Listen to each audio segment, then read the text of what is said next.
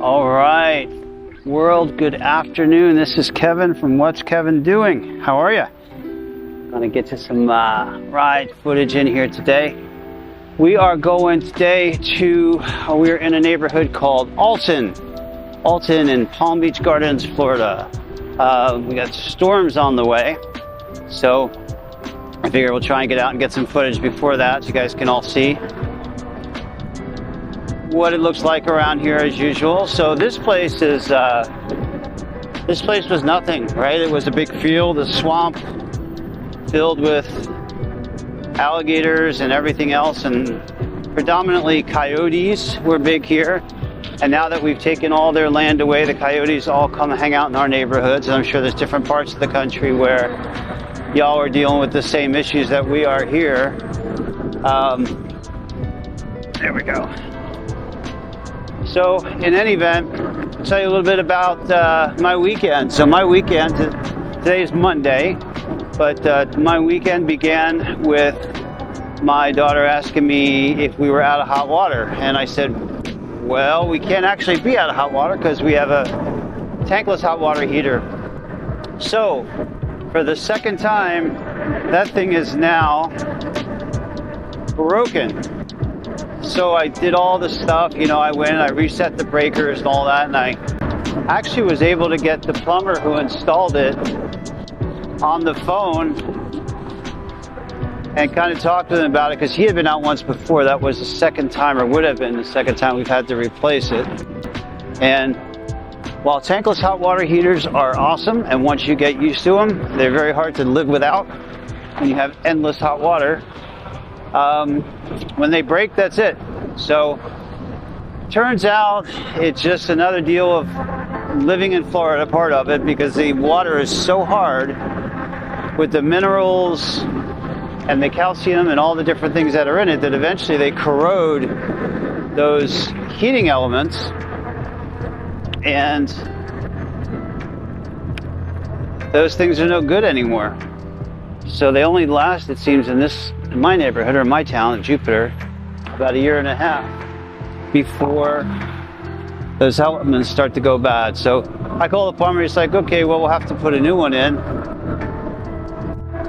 And I'm like, no way, dude, I'm not spending another $800 for a heating element for something that's supposed to have a 3-year warranty on it.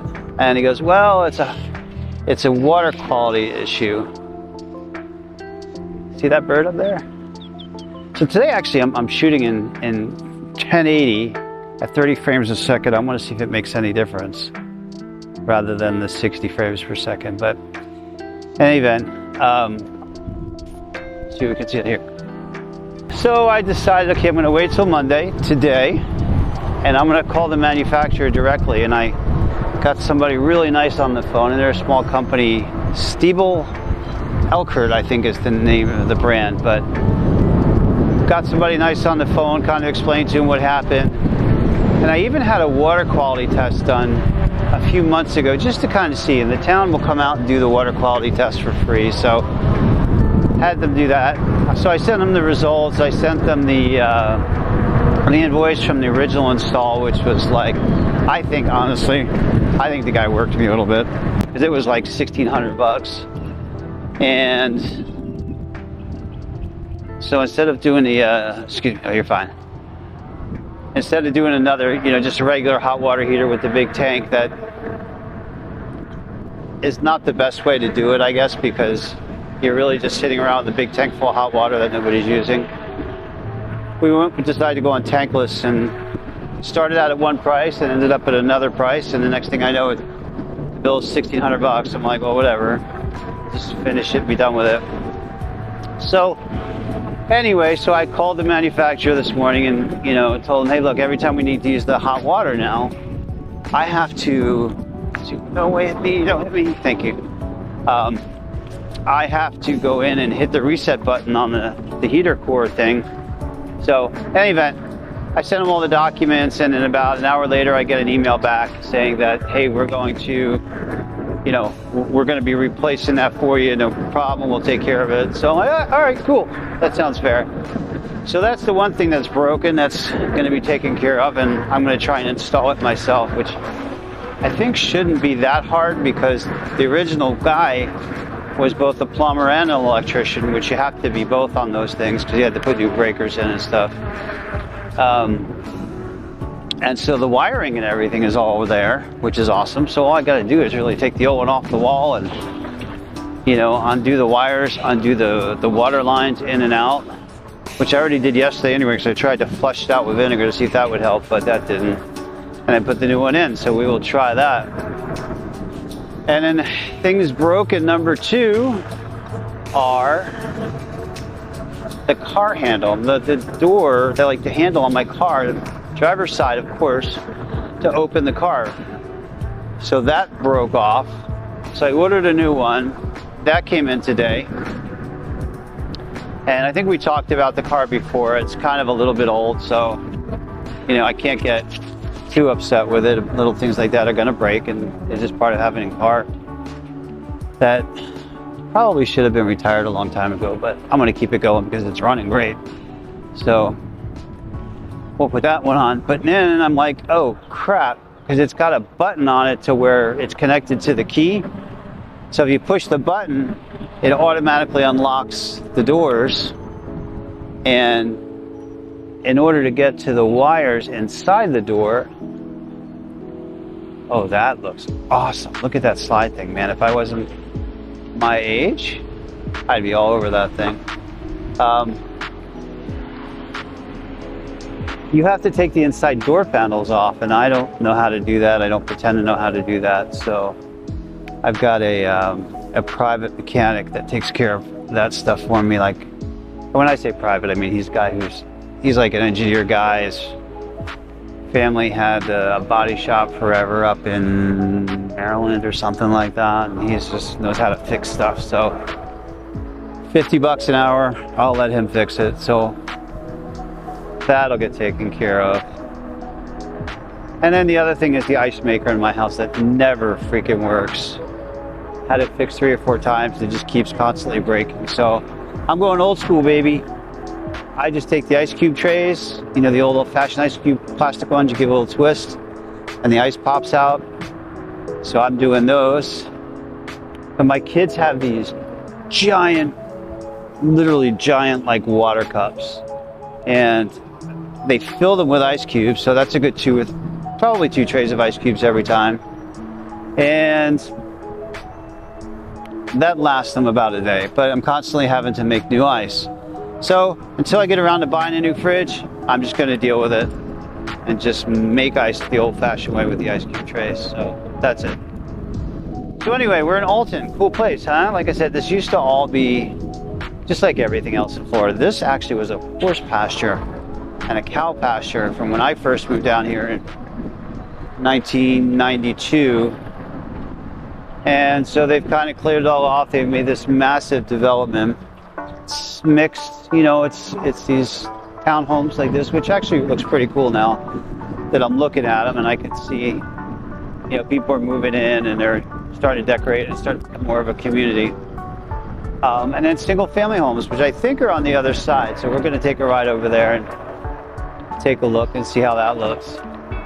But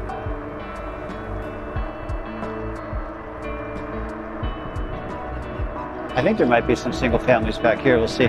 But it's crazy, man. I think the single family homes start at like $1 million, you know, but it's just typical in South Florida. There's no yard, right? You can see, I mean, they're cool looking houses and all that, but you know, there's no yard. You're right next to your neighbor. And some people like that, you know, that's fine. They don't really want to cut their grass and have a garden or things like that, which for me personally, I do. I want that kind of stuff. So, let's see. Okay. I need to get turn signals on this. I think that's probably something that would be helpful. But this came out really nice, man. Even so, you know, the market's still very quiet and things aren't selling. So I think, unfortunately, a lot of these people that maybe bought at the top of the market, and when things correct, as they always will, they may be stuck in these houses for a while, which I guess if you buy the house not as an investment but just as a place to live, it doesn't really matter because you don't plan on selling it anytime soon or anything like that. But let's go down here and see what we can find. Ton of kids, which is always good. Good for values. It's a good sign that a good, healthy neighborhood. Hey, that's a good brother right there taking his sister out for a ride. I think now we're starting to get into more of the some of the stuff, the home sites, which they look like they're just finishing some of these houses. And then we can go on the other side and see where the new construction is. You can see those clouds, like it's been pouring rain all day. And down here, man, it just pours and pours and it'll stop and then rain for 20 minutes and it'll stop. See how it floods already? But they was checking out the radar and it looks like we got some more rain coming, so I'm gonna get a little bit of a ride. Don't like to go too long in between making videos, so we'll see how this goes. I'm shooting with the GoPro again today, the Hero. It's an old one, man. It's a Hero 3 Plus Silver Edition, but I use an external microphone, so hopefully that's going to help with the wind. Oh yeah, I see those clouds up there. That stuff is coming this way for sure.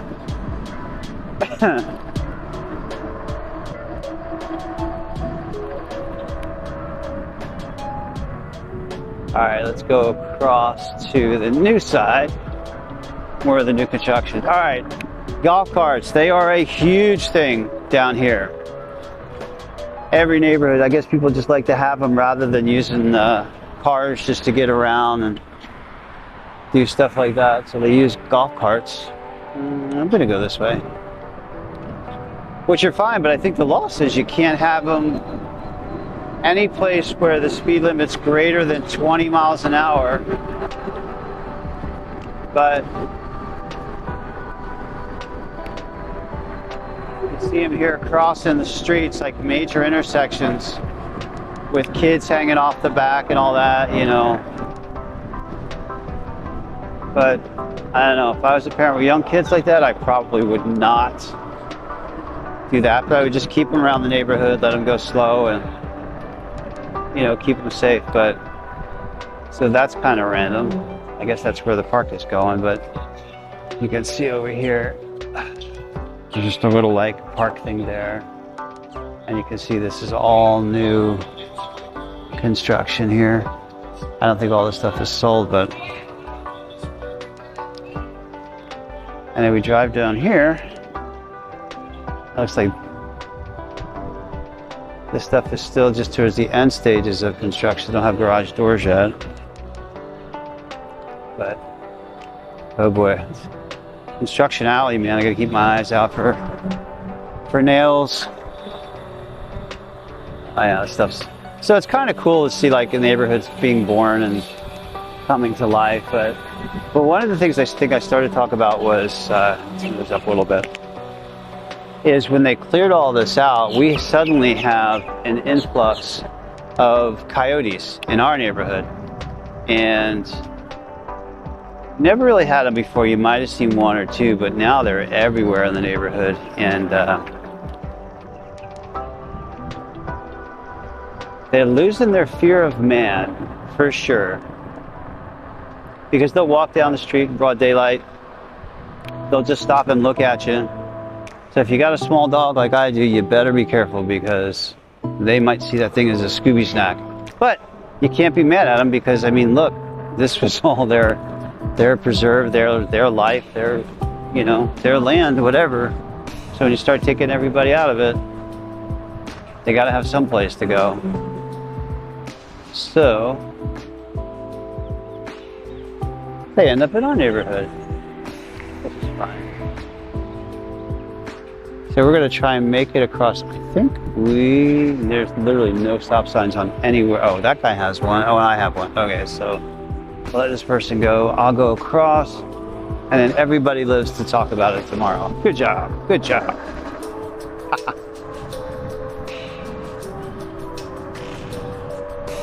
So see, it's the same thing. We talked about this in one of the other neighborhoods. I guess this is the model center. But you can see, like, okay, so this is the front of the houses, and these are, yeah, these are houses, man. I mean, look, there's like, again, no yard, no nothing. You get some parking spots in the front.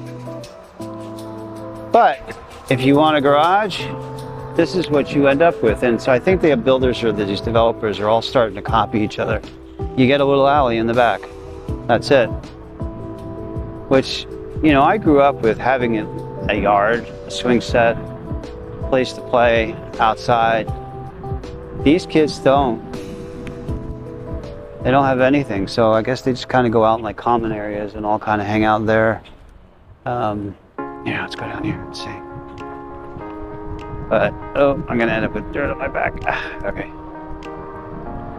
So, that's just how they do it. And that's why I like watching some of these point of view videos from across the country, because you can see different neighborhoods, how different construction styles are, that sort of thing. So this looks like the finished part, and this is towards the front, which makes sense. Because a lot of times they'll finish the front first, so this way when people are driving down the street, as they first come into development, they'll be like, oh, yeah, look, this is nice. So, but these are like ultra modern kind of. Do you like that? Do you not like that style? Let me know in the comments. I'm curious to see. And you know what I always forget to say? Hey, would you like and subscribe, please? Thank you. No, seriously, if you like it, I really appreciate it. I love the comments. I love interacting with you guys, and I'm thankful for this, you know, the folks that have subscribed so far. And you know, obviously we're going to keep the channel growing. Coming up soon, we're going to do the ride through or by Michael Jordan's. We'll do a ride by Tiger Woods' house. Those guys all live down here. So lots of fun content to come.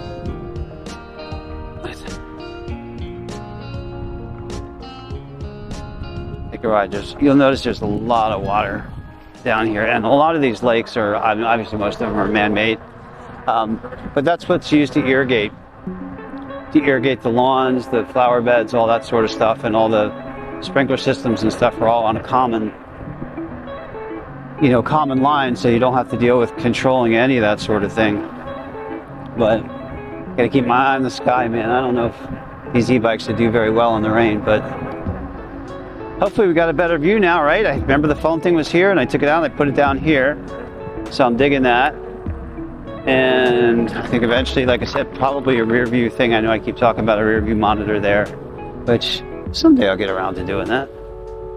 But let's see if this is something we can get into. Yeah, cool. Okay, so this is the apartment complex part of it.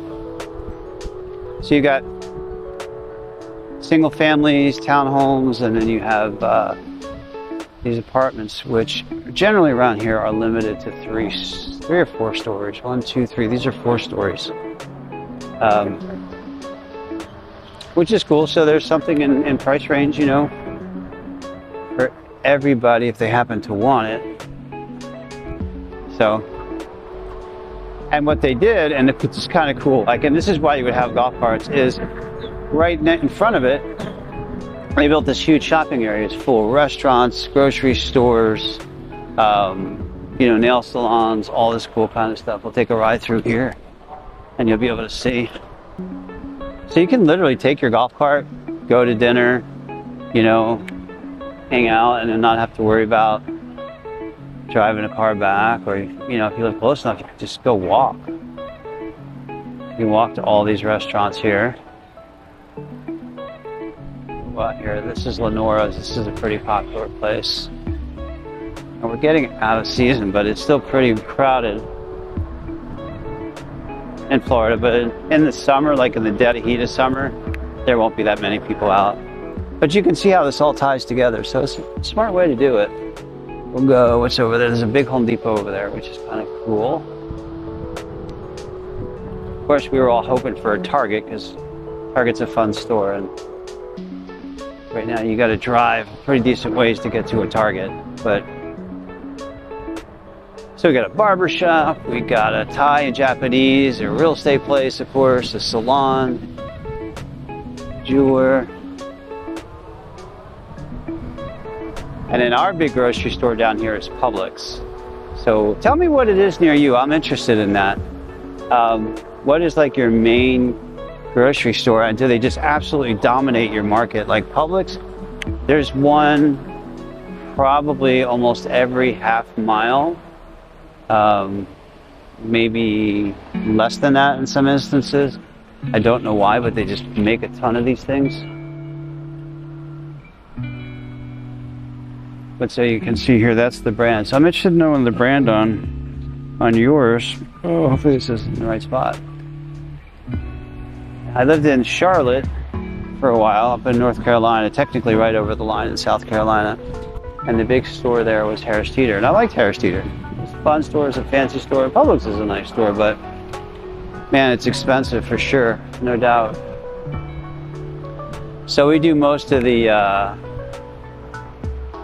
grocery shopping. He's got to stop. Are you going to stop? You're going to stop, right? You're going to stop. Yeah, you're going to stop.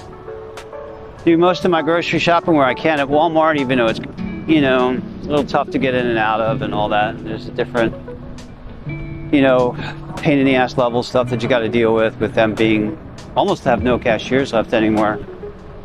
But I did the comparison one day, and I did this, you know, let's see if I get yelled at for driving through here. No, it's not. But when I did the comparison, the difference between the two was, for the same exact items, was like 30 bucks. I'm like, well, I'll put up with a little inconvenience for 30 bucks if that's every time I go. I can save myself 30 bucks. I think that's worth it. Let's take a look at this water feature here. This is kind of cool.